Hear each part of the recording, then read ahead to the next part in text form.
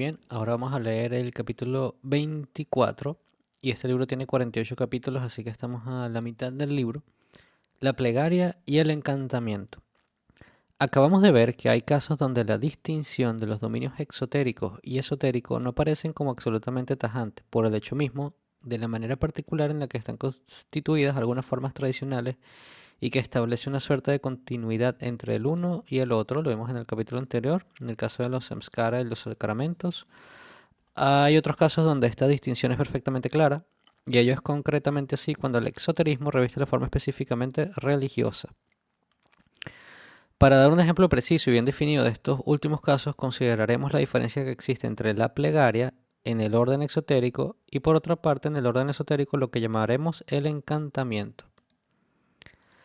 Empleando este término a falta de otro más claro del cual carecen las lenguas occidentales y reservándonos definirlo exactamente a continuación. En cuanto a la plegaria, debemos hacer observar ante todo que esta palabra, aunque en el lenguaje corriente se entiende lo más frecuentemente en un sentido muy vago y aunque a veces se llega a tomarla como sinónimo del término oración, en toda su generalidad, pensamos que conviene guardarle o darle la significación mucho más especial y restringida que tiene por su etimología misma, ya que esta palabra plegaria significa propiamente y exclusivamente petición, y no puede emplearse sin abuso para designar otra cosa. Así pues, será menester no olvidar que es en este único sentido como la entenderemos en el curso de las consideraciones que van a seguir.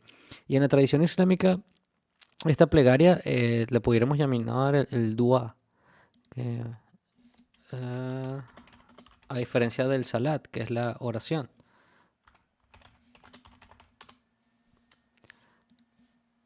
Por ejemplo, el salat es el acto de la postración y la oración. Y el caso de la dua es la súplica, la invocación o la petición. Y en este sentido está un poco mejor definido que, por ejemplo, en la tradición cristiana, estas dos diferentes em, actividades o órdenes de cosas o rituales o palabras. Em, entonces, el término oración tiene toda su generalidad, mientras que la plegaria, la dua, y aquí estamos hablando específicamente del dua, que es la plegaria, la petición, por tomar un caso de la tradición islámica o la tradición cristiana. Em, entonces continuemos. Primeramente, para indicar de qué manera se puede comprender la plegaria, consideraremos una colectividad cualquiera, ya sea religiosa, ya sea simplemente social, en el sentido más exterior, e incluso en el sentido enteramente profano, en el que se toma más habitualmente esta palabra en nuestra época. Una llamada. Bien entendido, la constatación de la existencia de hechos de organizaciones sociales puramente profanas, es decir, desprovistas de todo elemento que presente un carácter tradicional, no implica en ninguna manera el reconocimiento de su legitimidad. ¿Por qué está haciendo mención a estas organizaciones sociales? Em, entonces dice, bueno, primeramente para indicar de qué manera se puede comprender la plegaria, consideremos una colectividad cualquiera, ya sea religiosa, ya sea simplemente social, en el sentido más exterior. Ok, entonces él dice, vamos a considerar todo, de colectividad entera, profana y religiosa, da igual. Cada miembro de esta colectividad está ligado a ella en una cierta medida, determinada por la extensión de la esfera de acción de la colectividad de que se trate. Y en esta misma medida debe participar a su vez, lógicamente, de algunas ventajas, únicamente materiales en algunos casos, tales como el de las naciones actuales, por ejemplo, o el de los múltiples géneros de asociaciones basadas sobre una pura y simple solidaridad de intereses, y no hay que decir que estos casos son propiamente, de una manera general, aquellos en los que se tratan organizaciones completamente profanas, pero que en otros casos pueden referirse también a modalidades extracorporales del individuo. Ah, es decir, a lo que, en conjunto, se puede llamar el dominio psíquico, consolaciones u otros favores de orden sentimental e incluso a veces de un orden más elevado, o que puedan todavía, aunque sigan siendo materiales, obtenerse por medios en apariencias inmateriales, digámoslo más precisamente, por la intervención de elementos que no pertenecen al orden corporal, pero que no obstante actúan directamente sobre este. La obtención de una curación por la plegaria es un ejemplo particularmente claro de este último caso. Vale, entonces aquí estamos hablando de, ok, interesante, tenía tiempo sin leer esto, ahorita lo estoy viendo con otros ojos. Se puede llamar el dominio psíquico o el egregor, o de hecho cuando estábamos leyendo el capítulo de los poderes psíquicos, había otro término, culpa. algo así.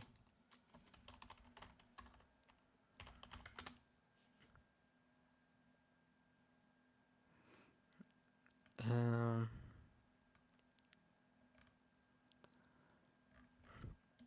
vamos a, antes de continuar, porque ya más o menos creo que recuerdo qué términos. Bueno, el egregor es el tema de la mente colectiva, propia, es un concepto propio del ocultismo, también se utiliza en la masonería. El tulpa es la cosa. Em, y es una entidad psíquica autónoma capaz de influir en los pensamientos de un grupo de personas. El tulpa es un concepto del misticismo budista o ser objeto creado mediante poderes mentales o espirituales.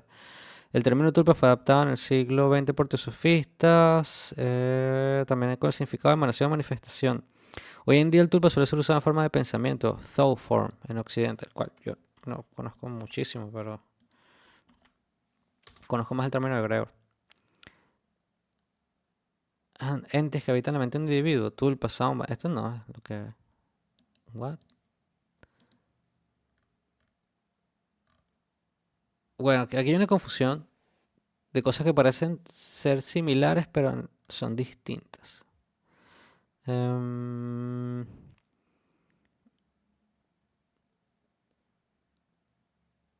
yo creo que en el sentido de Annie Besant, ya sabemos que formas de pensamiento, como manifestaciones mentales o algo así, pero no, no. Aquí lo que estamos intentando es sobre esta entidad. Es un ser u objeto creado mediante poderes mentales o espirituales, y sobre todo aquí nos estamos trabajando en el término de un ser, que tiene una independencia en cierta forma y que forma una especie de entidad colectiva. Y ese es un poco el ejemplo, ese tulpa en el sentido de Gregor, se parecen mucho y es un poco lo que Ganón está quisiendo referirse aquí, de cuando una organización o una colectividad se reúne y da un aporte psíquico, este, este colectivo también tiene una serie de intereses compartidos, ideas compartidas y hay una serie de corrientes mentales. Todo esto puede contribuir a que se forme un colectivo y ese colectivo también se forma un colectivo psíquico. Entonces, vamos a volver a leer.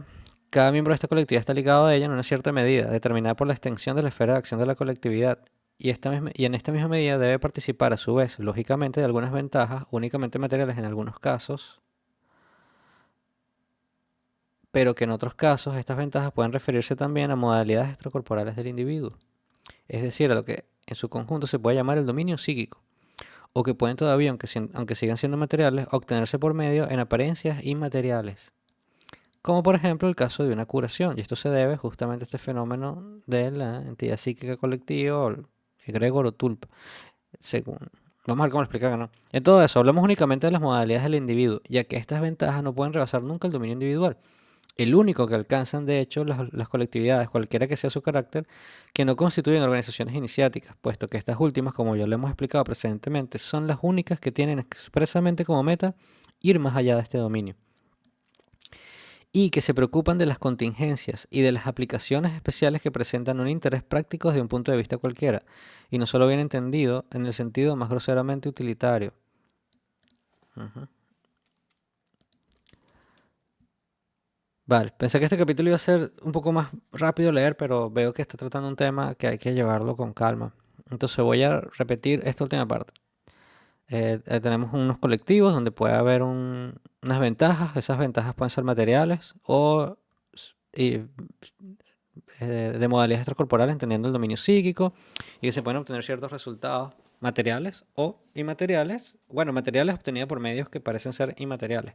Eh, y por ejemplo, la obtención de una curación, se me ocurre por ejemplo el caso de muchas de estas organizaciones para sufrir, que quizás, sí, quizás algunas de estas, o de organizaciones de mediums, recuerdo, bueno, hay muchos ejemplos a los cuales citar.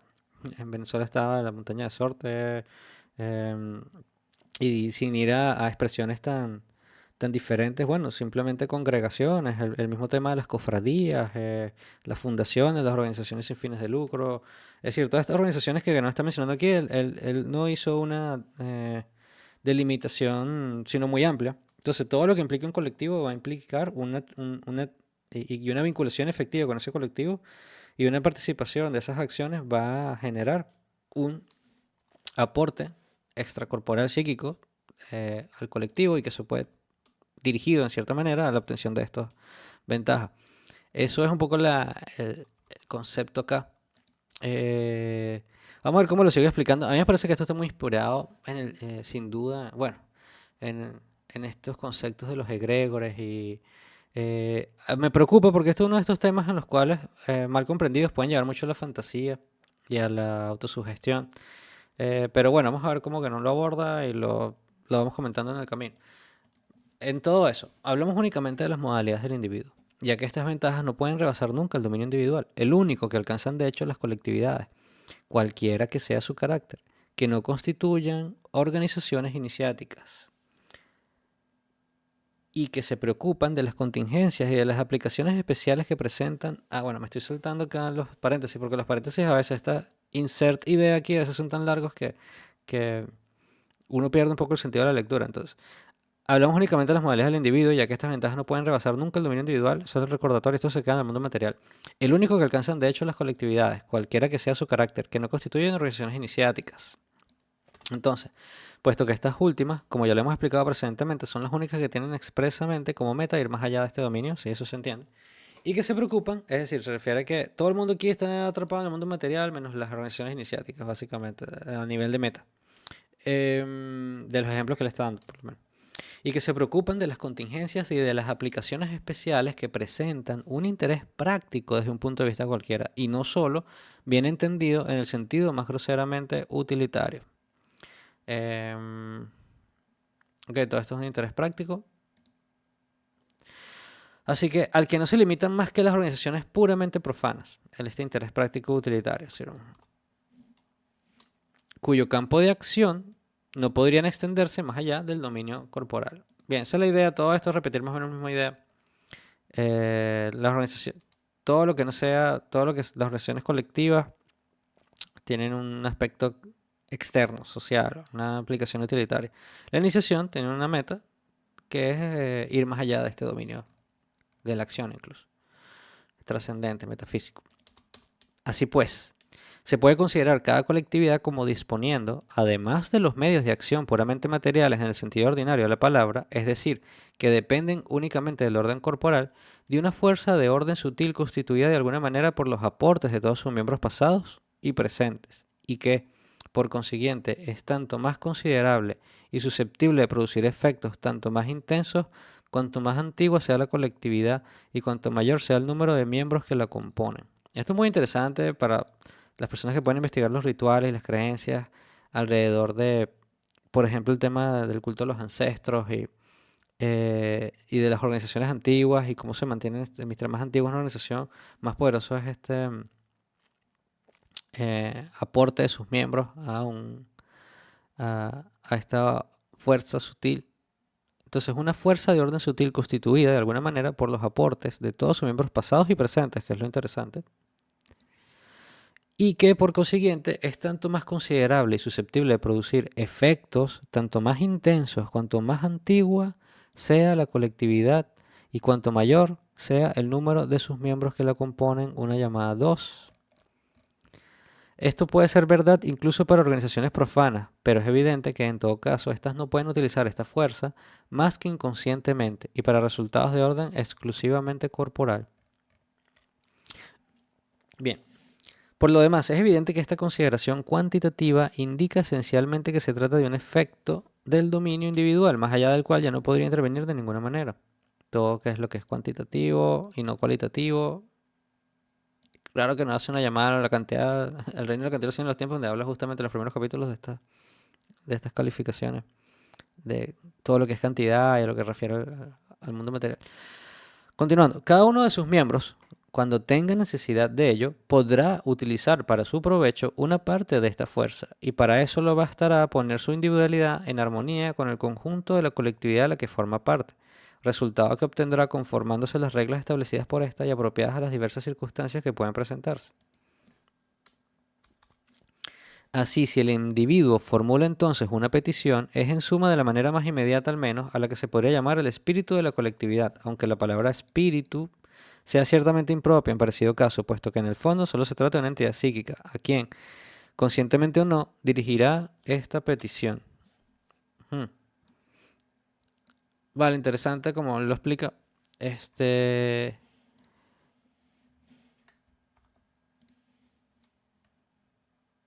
Continuamos. No obstante, conviene agregar que no todo se reduce únicamente a eso en todos los casos.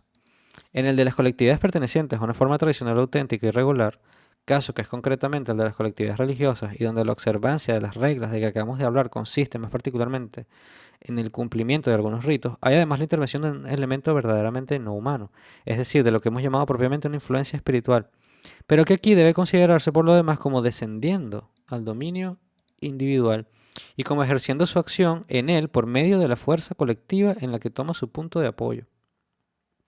3. Se puede destacar que en la doctrina cristiana el papel de la influencia espiritual corresponde a la acción de la gracia y el de la fuerza colectiva a la comunión de los santos. A veces la fuerza de la que acabamos de hablar, o más exactamente la síntesis de la influencia espiritual con esta fuerza colectiva a la que se incorpora, por así decir, puede concentrarse sobre un soporte de orden corporal, tal como un lugar o un objeto determinado, que juega el papel de un verdadero condensador. Cuarta llamada. En parecido caso se trata de una constitución comparable a la de un ser vivo completo, con un cuerpo, que es el soporte del que se trata, un alma, que es la fuerza colectiva, y un espíritu, que es naturalmente la influencia espiritual, que actúa exteriormente por medio de los otros dos elementos. Y esta división tripartita es fundamental distinguirla. La gente confunde, yo creo que ya he hablado en capítulos anteriores de esto, pero la gente confunde mucho el concepto de alma y espíritu y en el equivalente, como bien lo habla aquí, el alma o el animus es esta fuerza psíquica colectiva, las modalidades del mundo corporal sutil, extracorporal sutil, y el espíritu, el neuma, el ruach, el ruch, el ruh, en árabe y en hebreo. En árabe es ruh y en hebreo es ruach, ¿no?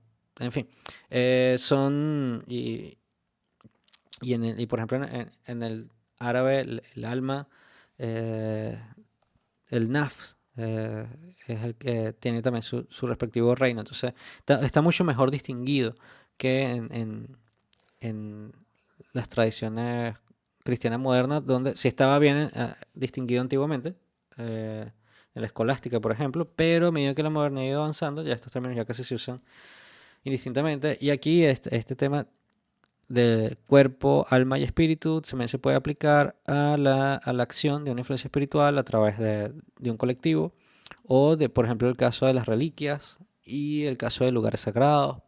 Así que este es un tema a nivel práctico que yo creo que ya que no esperó la mitad del libro para empezar a hablar de estas cosas. eh, y como, por ejemplo, ciertos edificios sagrados tienen ciertos soportes que facilitan justamente la acción de estas fuerzas psíquicas. Y es interesante estas lecturas y cómo lo explican.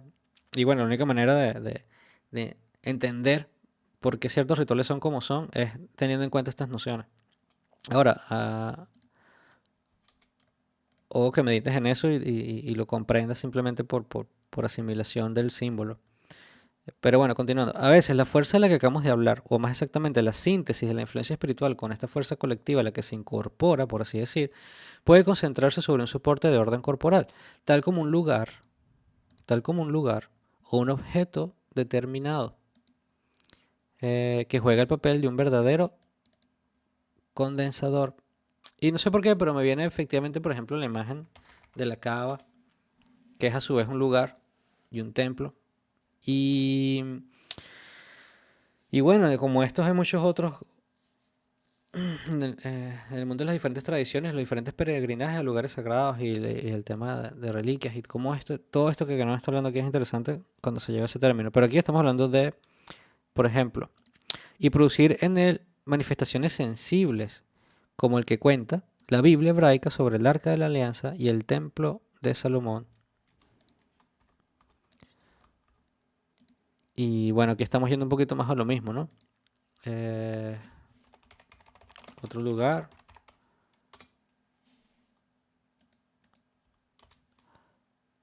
Que son lugares sagrados, lugares de peregrinación. Bueno, el caso del Templo de Salomón, después de su destrucción y el Arca de la Alianza. ¿Cuáles son los fenómenos que Guénon habla? Bueno, está hablando de esto, las columnas de fuego y todas estas manifestaciones sensibles. Mm, y bueno, continuemos.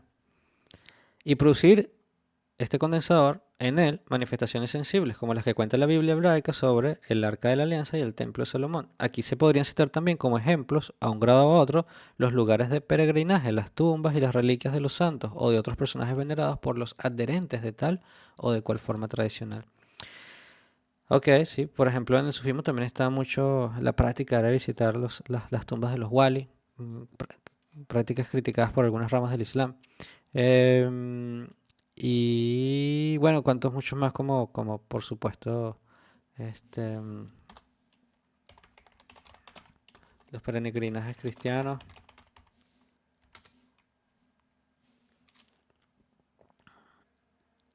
Em, este es un tema que a mí particularmente me llama mucho la atención y me interesa bastante. El Camino de Santiago y todo el tema de las peregrinaciones y los lugares sagrados y las reliquias y los símbolos y todo este tema me llama mucho la atención y me pudiera extender investigando esto, pero bueno, aquí está dando que no algunas nociones interesantes. Y vamos a continuar con la lectura. Y es en eso es donde reside la causa principal de los milagros que se producen en las diversas religiones, ya que se trata de hechos cuya existencia es incontestable y no se limita, ya que se trata de hechos cuya existencia es incontestable y no se limitan a una religión determinada. Bueno, todavía lo contestan mucho estos hechos, que no, pero lo que no quiere decir es como esto se repite en todas las tradiciones y por simple comparación y estudio comparativo y por entender cómo diferentes tradiciones del mundo utilizan más o menos las mismas técnicas, más o menos los mismos métodos y simbolismos y lo enseñan así, es para darse cuenta que efectivamente es algo que no está arraigado o está inventado por un solo grupo humano específico que se le ocurrió, sino que esto es algo que se repite y que es universal. Ahora continuamos. Voy a repetir. En eso es donde reside la causa principal de los milagros, que se producen en las diversas religiones, ya que se trata de hechos cuya existencia es incontestable y no se limitan a una religión determinada. Por lo demás, no hay que decir que a pesar de la idea que uno se hace de ello vulgarmente, estos hechos no deben ser considerados como contrarios a las leyes naturales, como tampoco, desde otro punto de vista, lo suprarracional no debe tomarse por lo irracional. En realidad, lo repetimos todavía, las influencias espirituales tienen también sus leyes, que aunque de un orden diferente al de las fuerzas naturales, tanto psíquicas como corporales, por eso no dejan de presentar con ellas algunas analogías. Y me recuerda la frase del Corán que dice de que Dios tiene sus métodos y no los cambia en el tiempo, tiene su manera de operar. Eh, Luego buscaría la frase exacta literal, pero algo así. No cambia sus maneras. Entonces, así, es posible determinar circunstancias particularmente favorables a su acción que podrán provocar y dirigir, si poseen los conocimientos necesarios a este efecto, aquellos que son sus dispensadores en razón de las funciones de las que están investidos en una organización tradicional. Importa destacar que los milagros de los que se trata aquí son en sí mismos, e independientemente de su causa, que es la única que tiene un carácter trascendente, fenómenos puramente físicos, perceptibles como tales por unos o varios de los cinco sentidos externos. Por lo demás, tales fenómenos son los únicos que pueden ser constatados general e indistintamente por toda la masa del pueblo de los creyentes ordinarios, cuya comprensión efectiva no se extiende más allá de los límites de la modalidad corporal e individual. Las ventajas que pueden ser obtenidos por la plegaria y por la práctica de los ritos de una colectividad social o religiosa, ritos conocidos por todos sus miembros sin excepción y por consiguiente de orden puramente exotérico y que no tienen evidentemente ningún carácter iniciático y en tanto que no se consideran como pudiendo servir de base a una realización espiritual, son esencialmente relativas y contingentes, pero, sin embargo, no son desdeñables para el individuo que, como tal, él mismo es relativo y contingente. Así pues, este cometería un error al privarse de ellos voluntariamente si está vinculado a alguna organización capaz de procurársela. Así que si puedes hacer plegarias o puedes usar alguna utilidad de vincularte a estos colectivos, bueno, hacerlo, sí, porque no somos seres que vivimos en un mundo contingente y cualquier nivel de protección, curación que se pueda obtener está bien. Aunque sí hay algunos hadices que dicen que no es bueno, no que no sea bueno, era algo como eh, la confianza o el tawakkul en Dios también es importante y no recurrir solamente a la plegaria, aunque la plegaria es una de las pocas cosas que puede modificar el destino, el qadar. Pero esto cambia, esto de enseñanza en enseñanza. Lo importante aquí es que hay un acceso a la solicitud de ayuda, de soporte y de auxilio, a las influencias espirituales y los diferentes medios que una persona tenga disponibles para poder obtener esta ayuda, este auxilio, este apoyo. eh, es importante procurárselas y que haga uso de ellas si tiene acceso. Me recuerda también del tema de los niños cuando eran pequeños, que bautizarlos era una forma también de protección en la antigüedad. Se creía que era muy importante para el niño que sea bautizado, no solamente para vincularlo dentro de la religión, sino para que esté protegido en cierta forma y tenga un apoyo justamente de este efecto protector que tiene esta agregación o vinculamiento el- a la forma tradicional del cristianismo, por ejemplo. Entonces, continuamos. Así, desde que es menester tener en cuenta la naturaleza del ser humano, tal cual es de hecho, en el orden de realidad al que pertenece, no es en modo alguno censurable, incluso para aquel que es otra cosa que un simple creyente, haciendo aquí una distinción entre la creencia y el conocimiento que corresponden en suma al exoterismo y el esoterismo, conformarse con una meta interesada, por eso mismo de que es individual y fuera de toda consideración propiamente doctrinal a las prescripciones exteriores de una religión o de una legislación tradicional. Ok, conformarse con una meta interesada. Bien. Eh, Aquí que no está hablando como defendiendo a alguien que pueda criticar que un iniciado o utilice la plegaria. Eh, no ve ningún problema en eso. Voy a volverlo a leer. Así es que es menester tener en cuenta la naturaleza del ser humano tal cual es desde hecho, en el orden realidad en el que pertenece, no es en modo alguno censurable, incluso para aquel que es otra cosa que un simple creyente, y aquí hace una entre paréntesis, de estas ideas incrustadas, haciendo aquí una distinción entre la creencia y el conocimiento, que corresponden en suma a la del exoterismo y el esoterismo. Se hace esa distinción. El exoterismo se enfoca en la creencia y el iniciado en la adquisición del conocimiento. El conocimiento puro por asimilación e identificación. Entonces, no es censurable conformarse con una meta interesada, por eso mismo, de que es individual, y fuera de toda consideración propiamente doctrinal, a las prescripciones exteriores de una religión o de una legislación tradicional, provisto que no le atribuya a lo que alcanza así de ella más que su justa importancia y el lugar que le conviene legítimamente, y provisto también que la colectividad no ponga para ello condiciones que, aunque comúnmente admisibles, constituyen una verdadera imposibilidad de hecho en ese caso particular. Aquí que no está diciendo, bueno, ves un iniciado que está de rodillas rezando y que alguien le podía criticar, bueno, si eres iniciado, pues, ¿por qué practicas la oración, la plegaria de pedir? Y dice, bueno, aquí se está simplemente haciendo uso de una práctica que legítima y utilizando el lugar que le conviene legítimamente con un uso admisible y que se esté, eh, es decir, puedes hacer una plegaria, por ejemplo, que de la forma tradicional a la que pertenece y a lo que tienes, a lo que no tienes una imposibilidad de hecho. Eh, bueno, continuando. Bajo estas únicas reservas, la plegaria, ya sea dirigida a la entidad colectiva o por su mediación a la influencia espiritual que opera a través de ella, es perfectamente lícita, incluso al respecto de la ortodoxia más rigurosa en el dominio de la pura doctrina. 5.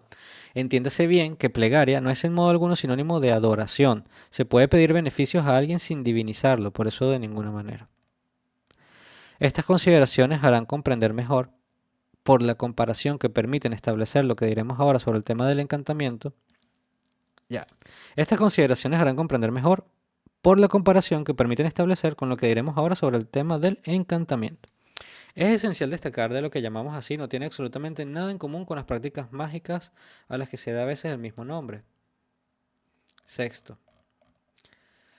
Esta palabra encantamiento ha sufrido en el lenguaje corriente una degeneración semejante a la de la palabra encanto, que también se emplea comúnmente en la misma acepción, mientras que el latín carmen, del que deriva, designaba en el origen la poesía tomada en su sentido propiamente sagrado.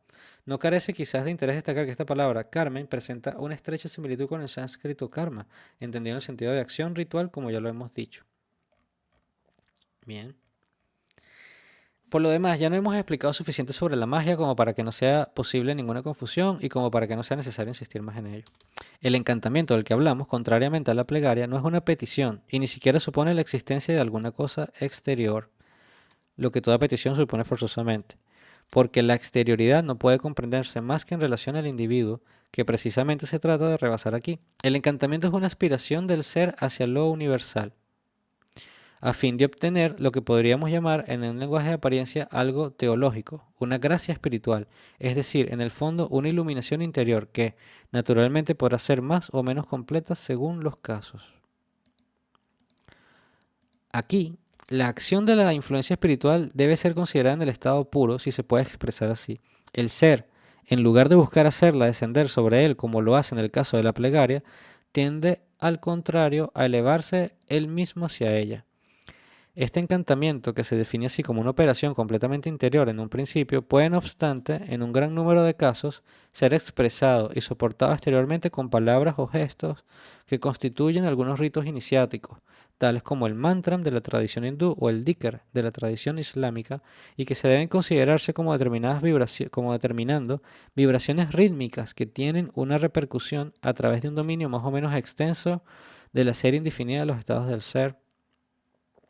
Todo esto en púrpura. Claro que no, en este capítulo se fue con temas bien profundos y prácticos, la verdad. Recordando que dhikr en la tradición islámica también significa recuerdo, recordación, recordar. Es el recuerdo de la conciencia de Dios, de las palabras divinas y esa vibración, ese recuerdo, ese constante retorno a través del recordar de ese dhikr. eh, Produce vibraciones rítmicas que tienen una repercusión a través de un dominio más o menos extenso en la serie indefinida de los estados del ser. Que el resultado obtenido efectivamente sea más o menos completo, como lo decíamos hace un momento. La meta a alcanzar es siempre la realización en uno mismo del hombre universal, por la comunión perfecta de la totalidad de los estados armónicos y conformemente jerarquizada en el florecimiento integral en los dos sentidos de la amplitud y de la exaltación, es decir, a la vez en la expansión horizontal de las modalidades de cada estado y en la superposición vertical de los diferentes estados según la figuración geométrica que ya hemos expuesto en otra parte con detalle, que es el simbolismo de la cruz. Entonces el objetivo es alcanzar el hombre universal, que es la comunión perfecta de todos los estados, armónica sí, jerarquizado. Y él habla aquí del florecimiento integral de los dos sentidos del simbolismo de la cruz, que es amplitud y la exaltación. Es decir, de integrarse enteramente en el estado. ¿Cómo explicar esto? Yo creo que la mejor manera es hacerlo siempre con el simbolismo de la cruz. Tienes el eje divino. Este es tu estado humano. La idea es que tú agotes todas las posibilidades del estado humano ubicándote en el centro y asciendes también. Esa siempre es como que la forma más gráfica y visual de entender este símbolo. Entonces, a la vez, y que no lo explica acá, la expansión horizontal al agotamiento de todas las posibilidades del estado humano, de las modalidades de cada estado y de la superposición vertical de los diferentes estados. Es decir, la ascensión por el eje. Según la figuración geométrica, es decir, según el simbolismo de la cruz. Esto nos lleva a establecer otra distinción. Si consideramos los diversos grados a los que se puede llegar según la extensión del... Bueno, esto nos lleva a establecer otra distinción. Si consideramos los diversos grados a los que se puede llegar según la extensión del resultado obtenido al tender hacia esta meta. Y primeramente, por debajo y fuera de la jerarquía así establecida, es menester colocar a la muchedumbre de los profanos, es decir, en el sentido en el que esta palabra debe tomarse aquí, de todos aquellos que, como los simples creyentes de las religiones, no pueden obtener resultados actuales más que en relación a su individualidad corporal y en los límites de esta porción o de esta modalidad especial de la individualidad, puesto que su conciencia efectiva no va ni más lejos ni más altos que el dominio encerrado en estos límites restringidos. Y bien, que no está encerrando a la gente aquí en ese simbolismo axial de que las personas no pueden hacer una ascensión de su conciencia si ellos mismos restringen su conciencia a este mundo. Entonces, si no consideras más que este mundo, en ese nivel vas a forzosamente enfocarte. Entonces, no obstante, entre estos creyentes los hay en pequeño número por lo demás, que adquieren algo más. Y ese es el caso de algunos místicos que se podrían considerar en este sentido como más intelectuales que los demás, sin salir de su individualidad, sino en prolongamientos de esta. Perciben indirectamente algunas realidades de orden superior, no tales como son en sí mismas, sino traducidas simbólicamente y revestidas de formas psíquicas o mentales.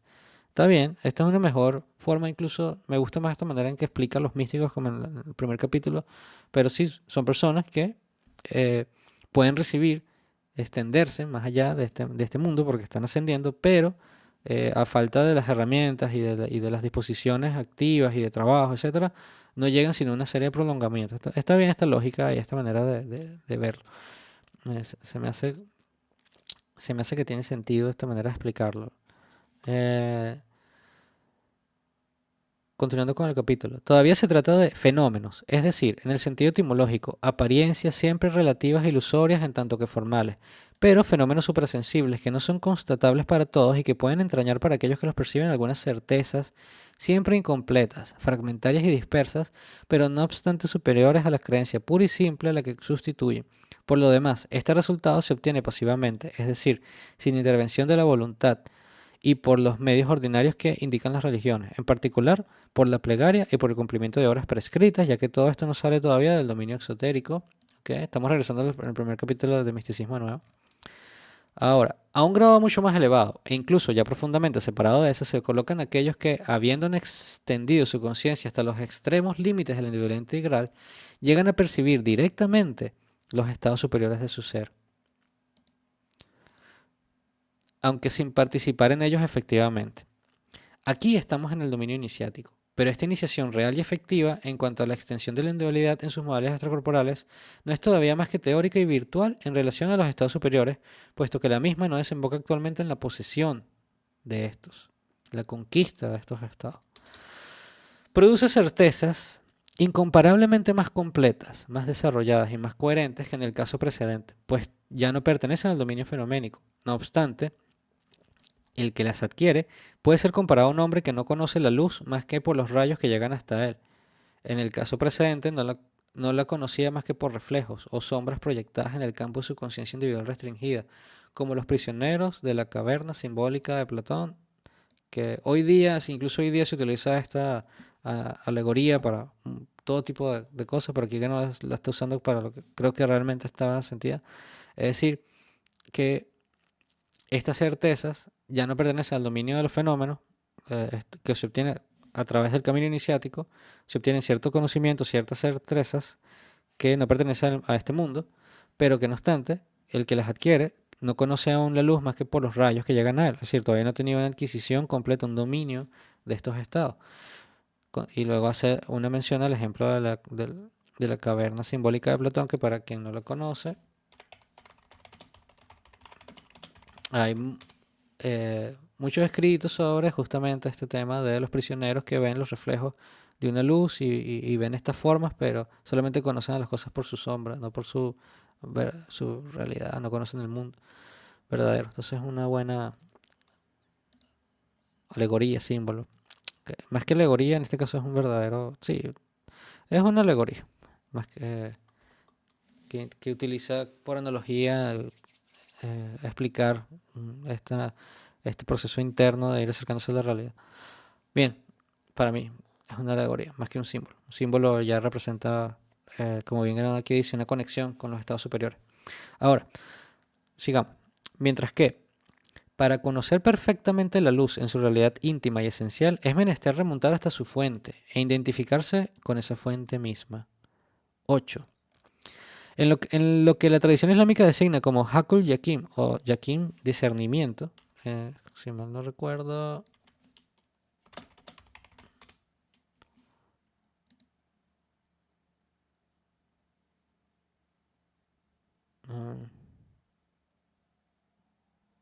la certeza. Sí, dice la certeza, es en árabe. Entonces tenemos tres tipos de certeza.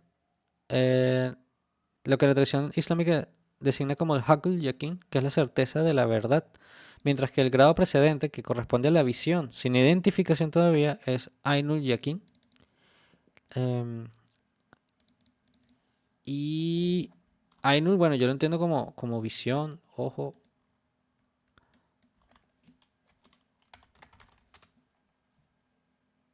Ah,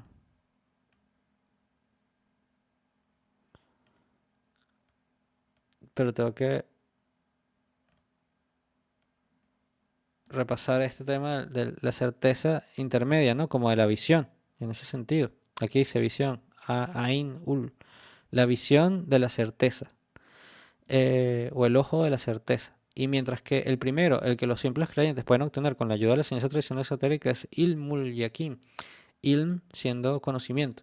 Entonces, el primer nivel sería la certeza del conocimiento, luego la certeza de la visión y finalmente la identificación misma con el haq o con la verdad. Eh, Seguimos. Este último caso es el que corresponde a la plenitud de la iniciación real y efectiva, es decir, a la toma de posesión consciente y voluntaria de la totalidad de los estados del ser, según los dos sentidos que hemos indicado.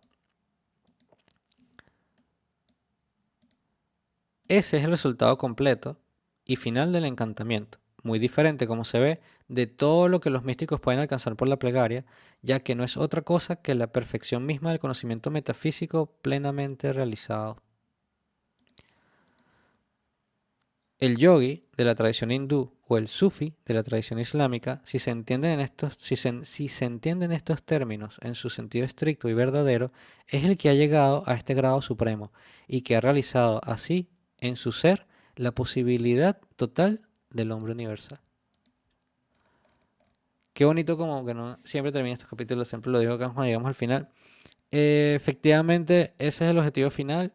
Me gusta que haya hecho como sinónimo, no como sinónimo, como ejemplo de encantamiento, los mantras y el dhikr, para una práctica que efectivamente tiene ese efecto de crear esta conexión, este vínculo, esta reverberación, esta ascensión hacia los grados superiores a través de esa invocación, de cierta forma. Pero este capítulo habla de muchas cosas muy interesantes que es bueno revisitarlo, es bueno tenerlo en consideración. Y el próximo capítulo ya habla sobre un tema que tiene que ver con las pruebas iniciáticas y ya precisamente con los rituales de la iniciación en sentido esotérico. Y es el capítulo 25. Ha sido un gusto compartir esta lectura, leerla, repasarla y nos vemos en una próxima lectura con el capítulo 25 de las pruebas iniciáticas. Hasta la próxima. Muchas gracias.